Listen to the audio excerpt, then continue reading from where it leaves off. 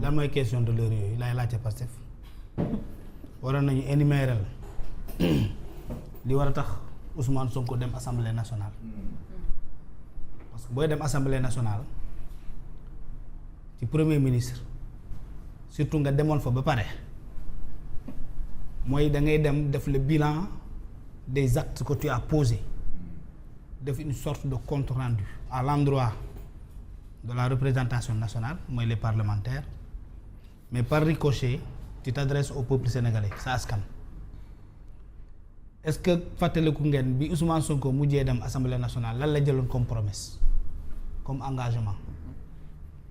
boo leen ko fàttalikoo ba pare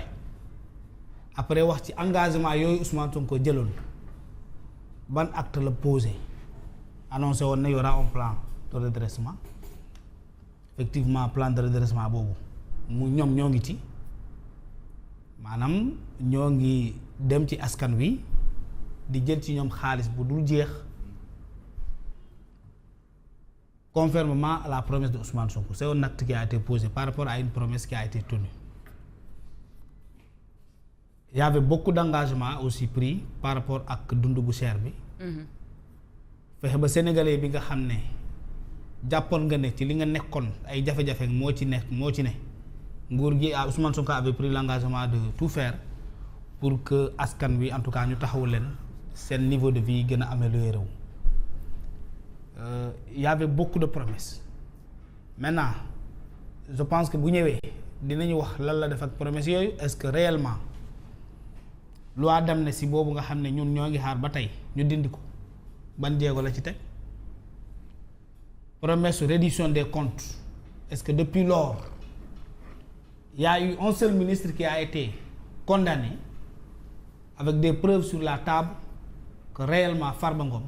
luñ ko toppee li tax mu dem prison ndax moo ko def am déet parce que nag amatul lay yéen a am majorité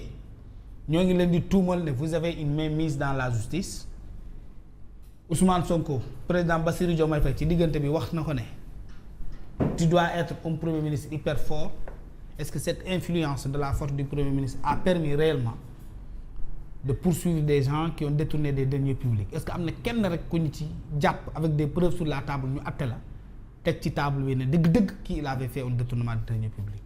je pense que ce sera l'occasion pour Ousmane Sonko de nous expliquer pourquoi Mansour Faye qu'on avait arrêté injustement n'est finalement pas coupable des reproches qu'on lui a fait lan moo tax ñu libérer Lat Diop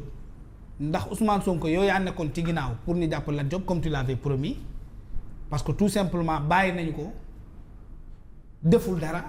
ki nga xam ne moo ñëwoon tuumal Lat Diop finalement il est toujours libre est-ce que yow sa justice boobu nga xam ne yaa annoncé woon actif sentif ndax dafay nekkoon pour ay nit yoo xam ne yow tu avais juré que tu régleras leur compte ou bien la justice par le biais du sentif et des autres tribunaux qui sont liés à cela ndax ñooñu dañ fi nekk rek waa opposition et puis bàyyi ñi nga xam ne ñoom ñoo fara parce que Mohamed Diop Mohamed Dieng il est toujours libre c'était dans ça surtout le cas Mohamed Dieng mais Ngoné Saliou aussi quitté woon nañu ko je pense bien elle est toujours libre mais attends il y a d'autres dossiers yoo xam ne ñoom ñoo ngi prison ba tey amul kenn koo xam ne teg nañ ci table wax askan ne te Mohamed buy dem ci aéroport yi lay jaar non mu ngi tukki di dem di ñëw ba pare nag di soutenir l'action gouvernementale parce que loolu nga xam ne moom la daan Ngoné Saliou def loolu c'est moom moo ko wax c'est Ngoné moo ne président Bassirou Diomaye Faye mënul daj fépp donc baax na ay nit ñu mel ni Mohamed Dieng ñëw jël seen alal di ko redistribuer ay sambaba yoo xam ne tout le monde sait que c'est des casseurs c'est des bandits c'est des voyous qui étaient là ñoo yàqoon réew mi falu jël 5 milliards à côté de ces 5 milliards là ñu autoriser beneen nit autorisation la parce que quand on nit koo xam ne cité nañ la ci rapport enquête kenn arrêté wu la kenn woowu la kenn dégluwu la ngay jël sa alal di ko distribuer ki nga koy jox bañu ko refusé wu ko comme Mimi Touré a refusé Ardo Gningue dañuy jàpp ne tu as été accepté que li ngay def nangu nañu ko donc loolu yëpp mu ngi fii beneen bi gis nga teel li Ousmane Sonko di defi nii on le convoque à l'Assemblée nationale pas pour parler des Sénégalais pas pour parler yi nga xam ne mooy suñuy jafe-jafe mais les députés vont encore prêter leur allégeance à Ousmane Sonko ci contexte bi nga xam ne ñoom ñoo ngi wax ne division dafa am entre Bassirou Diomaye Faye ak Ousmane Sonko ni ko gars yi ni ko booyee di defee ci réseaux sociaux yi di xotti photo Ousmane Sonko di dem di désabonné wu ci compte président de la République ñii di presque di saaga président de la République ku mel ni Bara Ndiaye parce que li mu wax Bassirou Diomaye Faye si on ne le considère pas comme des injures comme des diffamations xaw ma naka lañ koy mën a qualifier donc député yi nga xam ne ñoo nekk Pastef ñoo ko ne ñëwal devant la représentation nationale nous les parlementaires pro Ousmane Sonko nous allons encore te prêter allégeance maanaam ñu waxaat ne ñu feddali suñu njëbbal si yow quoi. donc loolu kese la du pour dem ci wax jiite askan wi du pour def bilan des réalisations parce que tout simplement ñëpp xam nañ ne depuis 2 ans Ousmane Sonko n'a aucun bilan à présenter aux Sénégalais n'a rien à défendre à l'Assemblée. Man j'aurais du mal à voir Ousmane Sonko dire que nous avons réalisé cela à l'Assemblée à part jàpp nañ diw tëj nañ diw finalement bàyyi nañ ko ak loolu en dehors de la justice qu'est-ce que le Ousmane Sonko le premier Ousmane Sonko va dire aux députés ou aux Sénégalais à partir de l'Assemblée nationale. Il y a rien parce que tout simplement fii y a rien ils n'ont rien réalisé amuñu lenn loo xam ne Ousmane mën na ko téye wax Ousmane Sonko mais dañuy dem foofu député yi jël parole pendant 5 heures de temps ku jël parole ne ko sëñ bi man yow laa àndal ku jël parole attaqué Bassirou Diomaye Faye ku jël parole attaqué li nga xam ne mooy Mimi ku jël parole attaqué Abdourahmane Diouf loolu nga fay gis ba journée bi jeex parce que tout simplement ñëpp xam nañ ne Ousmane Sonko depuis qu'il a quitté à l'Assemblée nationale amul dara lu mu fi réalisé lu dul dem ci askan wi di leen di la soutirer de en tout cas